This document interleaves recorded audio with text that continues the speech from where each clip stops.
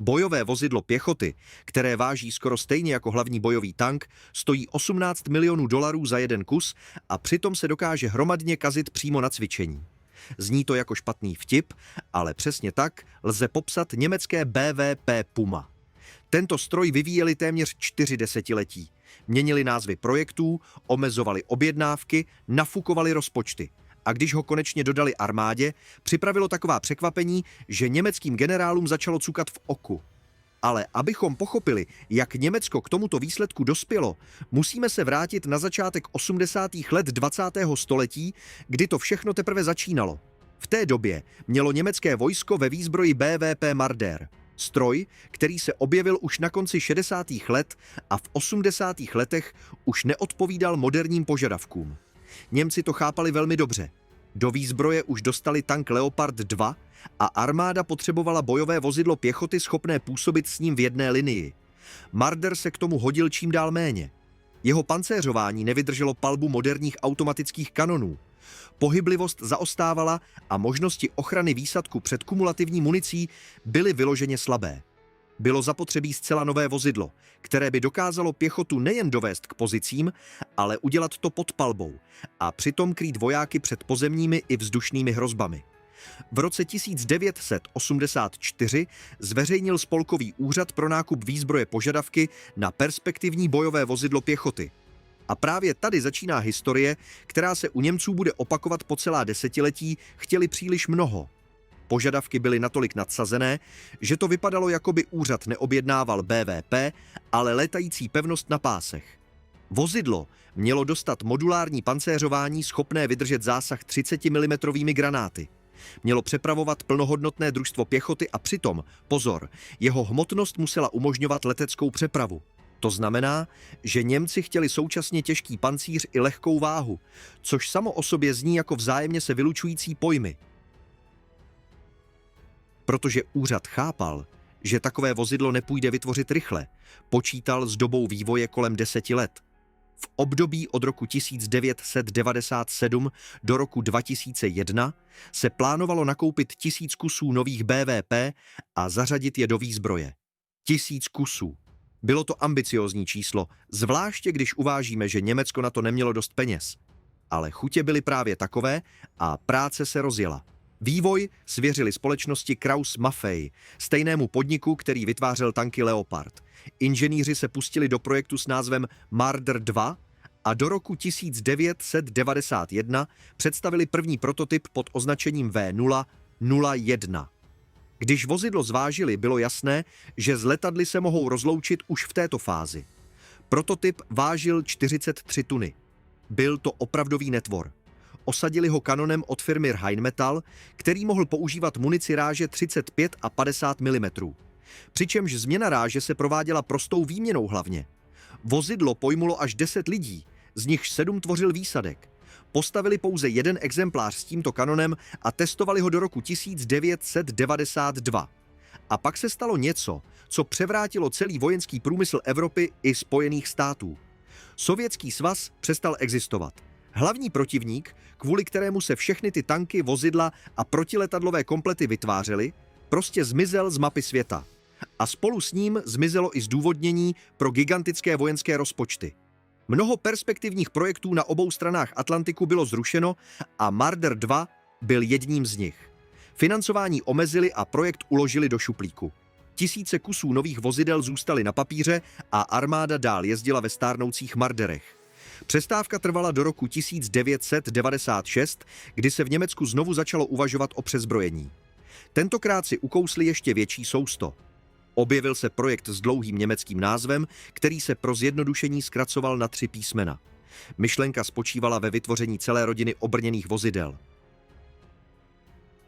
Nové BVP jako náhrada za Marder, nový protiletadlový systém jako náhrada za Gepard a náhrada za protiletadlový raketový komplet Roland pro zasahování vzdušných cílů na větší vzdálenost.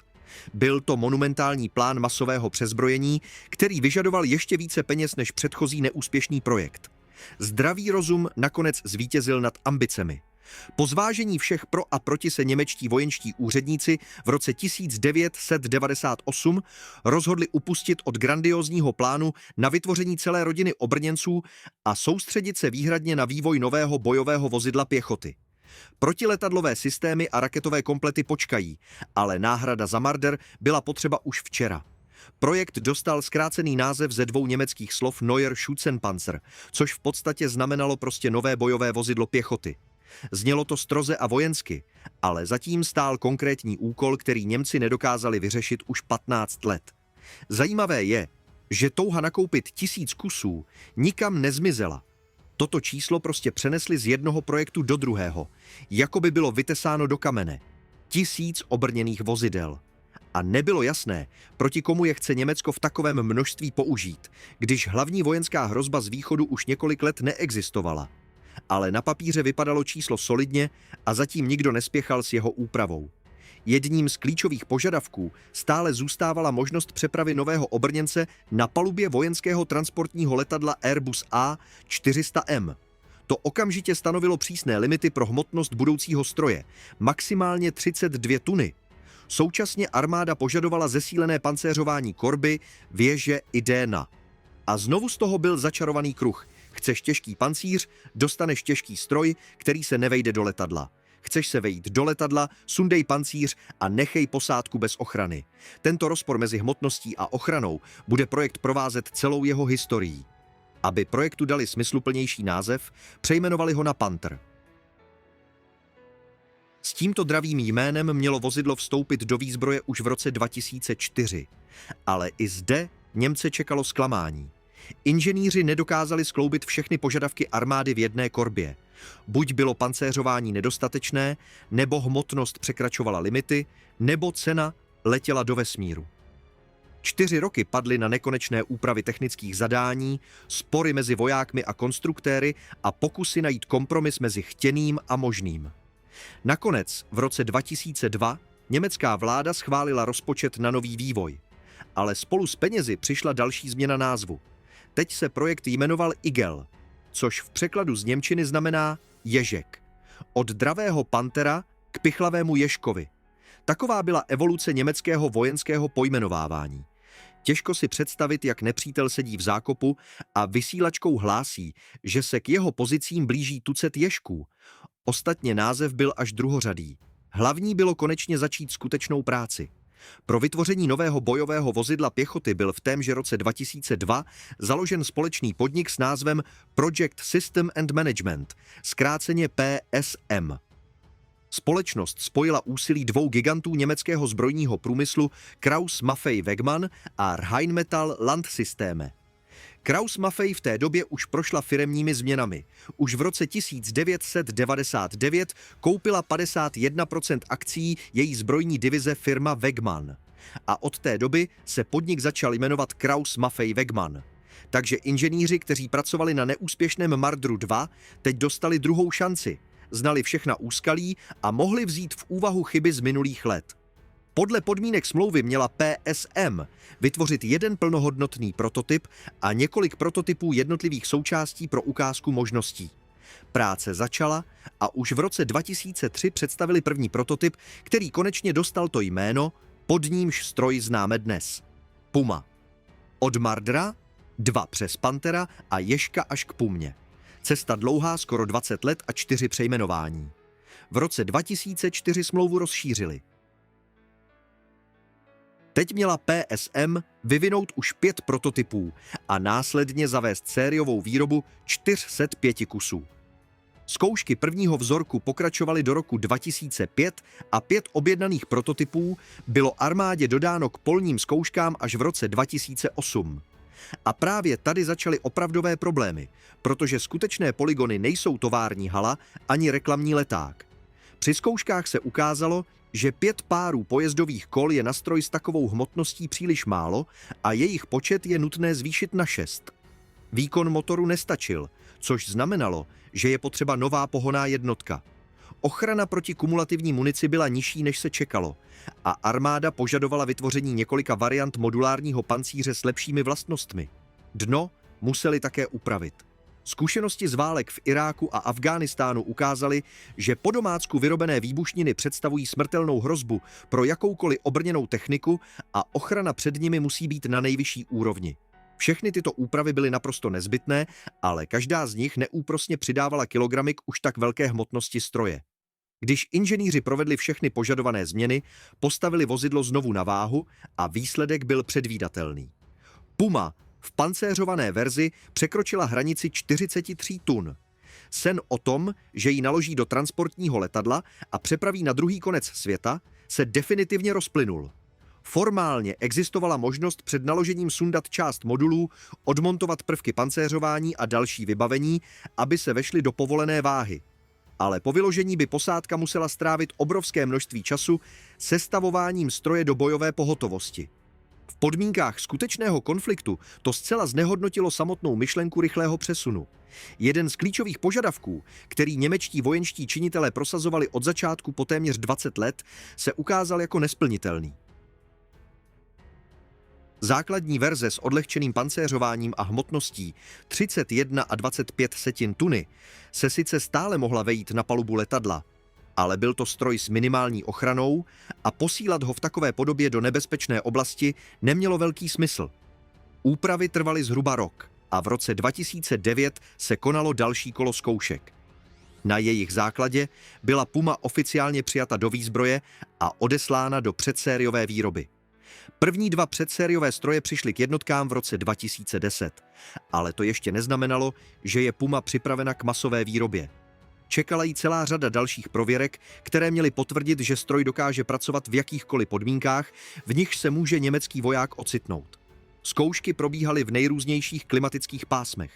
Pumu trápily při extrémně nízkých teplotách, kdy kov křehne a mechanismy vypovídají službu.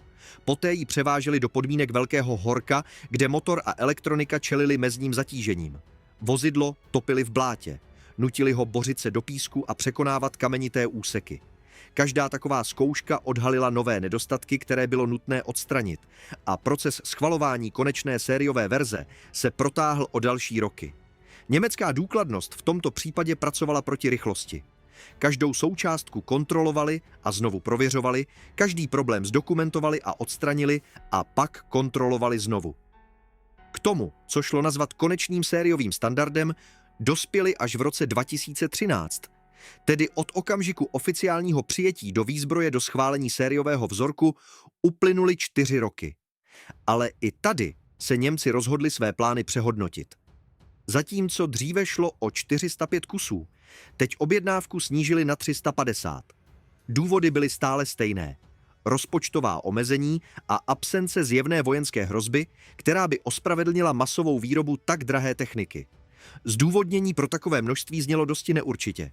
Zajištění bezpečnosti v celém světě a plnění mírových operací. Zpravidla právě s takovými formulacemi se vytváří technologicky vyspělá výzbroj. Sériové stroje v základní modifikaci začaly k německé armádě přicházet v roce 2015. A tady je dobré se zastavit u jednoho výmluvného čísla. Od zveřejnění prvních požadavků na nové BVP v roce 1984 do příchodu sériových kusů k vojákům uplynulo 31 let. Více než 3 desetiletí trvalo nahradit jedno bojové vozidlo pěchoty druhým. Pro zemi, která si nárokuje titul jedné z předních průmyslových mocností světa, je to doba naprosto kolosální. Všech 350 kusů bylo dodáno do roku 2020. Z nich 8 byly cvičné stroje určené výhradně pro výcvik řidičů. Ale co nakonec němečtí vojáci za ta 3 desetiletí čekání a miliardy utracených eur dostali? Puma představuje obrněnec o délce 7 a 6 desetin metru, šířce 4 metry a výšce 3 a 6 desetin metru. Posádku tvoří 3 lidé a v prostoru pro výsadek je místo pro 6 vojáků. Korba je celistvá, vyrobená z ocelových pancéřových plátů.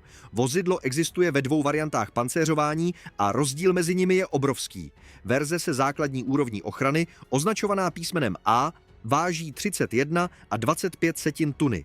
Její čelní pancíř odolá zásahu 30 mm municí. Po celém obvodu je vozidlo chráněno před palbou ráže 14,5 mm a dno vydrží výbuch miny o ekvivalentu 10 kg trinitrotoluenu. Druhá verze s úrovní ochrany C je úplně jiný příběh. a právě ta váží 43 tuny, což z Pumy dělá jedno z nejtěžších bojových vozidel pěchoty na planetě. Hmotností srovnatelné s hlavním bojovým tankem T-72. Těžká verze Pumy je vybavena modulárním pancéřováním s názvem Clara. Je to kompozitní, odlehčený, adaptivní a reaktivní pancíř. Tyto moduly se instalují na boky, čelní část a střechu věže, čímž výrazně zvyšují úroveň ochrany oproti základní variantě. S nainstalovaným modulárním pancířem je vozidlo schopno odolat zásahům 30 mm municí už nejen zepředu, ale po celém obvodu, kde jsou ochranné prvky umístěny. Zlepšuje se také odolnost proti střepinám dělostřeleckých granátů. Podle některých údajů dokáže Puma s plnou sadou modulárního pancíře v čelním pohledu odolat dokonce i zásahu 120 mm granátem, i když tato informace vypadá spíše jako reklamní trik k přilákání zákazníků, než jako ověřený fakt. Navíc jsou po stranách korby nainstalovány ochranné kryty, které chrání pojezdová kola a podvozek před střepinami a municí malých ráží. Pro ochranu před reaktivními protitankovými granáty lze na vozidlo namontovat mřížové clony, i když jde o volitelné vybavení, které se montuje podle potřeby. Ale pasivní pancíř je jen polovina systému ochrany. Skutečnou chloubou inženýrů se stal multifunkční systém aktivní ochrany MUSS, který v sobě spojuje hned několik subsystémů pracujících společně. Prvním prvkem je ultrafialový komplex detekce raket ANAAR-60. Dokáže zachytit odpal protitankové rakety podle charakteristického ultrafialového záření a okamžitě určit směr, odkud hrozba letí. Druhým prvkem je snímač laserového záření, který zaznamená, když nepřítel osvítí Pumu laserovým paprskem pro navádění řízené zbraně. Třetím prvkem je infračervený rušič, což je speciální světlomet, který krátkými záblesky různé intenzity mate naváděcí hlavici přilétající rakety a oslepuje její infračervený samonaváděcí systém.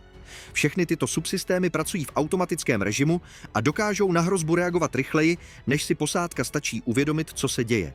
Při zjištění rakety ultrafialovým komplexem systém MUSS aktivuje infračervený rušič a snaží se raketu svést z kurzu. Pokud se aktivuje snímač laserového záření, komplex automaticky vystřelí kouřový granát, jehož dým stěžuje průchod záření v několika spektrech najednou. Takže navádění rakety po laserovém paprsku je prakticky nemožné. Na věži jsou na každé straně umístěny 4 kouřové granátomety, které umožňují rychle vytvořit kouřovou clonu v libovolném směru. Zvláštní pozornost si zaslouží věž Pumy. Není umístěna uprostřed korby, ale je mírně posunutá doleva. A co je nejdůležitější, je zcela bezposádková. Uvnitř věže není ani velitel, ani střelec. Ovládání výzbroje a zaměřování na cíl probíhá dálkově z korby vozidla, kde za řidičem sedí velitel a střelec. Řidič se nachází v přední části korby, rovněž na levé straně. Toto řešení výrazně zvyšuje šanci posádky na přežití, protože v boji je věž jedním z hlavních cílů nepřítele a absence lidí v ní znamená, že i při jejím zásahu zůstane posádka nezraněna. Celé obrněné vozidlo je doslova ověšeno kamerami, včetně infračervených, a obraz z nich jde na displeje řidiče a velitele, čímž zajišťuje kruhový výhled ve dne i v noci. Co se týče elektroniky, představuje Puma obrovský skok vpřed oproti svému předchůdci. Počítačový systém Centurion je propojen se systémem řízení palby, navigací a spojovacími prostředky. Multifunkční panel s 15-palcovou dotykovou obrazovkou umožňuje zobrazovat všechny potřebné informace. Navigace probíhá pomocí satelitního systému a údaje o poloze stroje se v reálném čase zobrazují na mapě. Nechybí zařízení pro rozpoznávání vlastní cizí a vestavěný systém autodiagnostiky, který neustále sleduje technický stav všech částí stroje. Puma má i několik neobvyklých detailů, které nenajdete na každém bojovém vozidle pěchoty. V přední části vpravo je umístěn reproduktor. Je to velmi užitečná věc při mírových operacích, když je potřeba oslovit civilní obyvatelstvo nebo varovat nepřítele před použitím síly. Vozidlo má také sklopná zpětná zrcátka, což vypadá skoro komicky vedle všité vyspělé techniky s kamerami. Ale kdyby náhodou veškerá elektronika selhala, řidič může vždycky zrcátka vyklopit a jet po staru. Výsadek se do vozidla dostává přes zadní rampu s elektrickým pohonem a v zadní části je také velký poklop, který se otevírá ručně a umožňuje jednomu nebo 2 vojákům pálit z jejich osobních zbraní, protože klasické střílny pro střelbu z prostoru výsadku u Pumy nejsou. Hlavní výzbrojí Pumy je 30 mm automatický kanon Mark 32 z produkce firmy Rheinmetall. Zbraň může používat několik typů munice, včetně granátů s kinetickým účinkem s časovým zapalovačem a programovatelné munice. Pro ničení obrněných cílů se používají podkaliberní střely s oddělitelným vodicím pouzdrem. Zásoba munice ve věži je 200 ran a dalších 200 se veze v korbě vozidla. Kanon má oboustranné podávání, což střelci nebo veliteli umožňuje okamžitě přepínat mezi typy munice podle cíle, aniž by ztráceli drahocenné sekundy přebíjením. Svisle lze zbraň zamířit v rozsahu od -10 do +45 stupňů a věž se otáčí o plných 360 stupňů.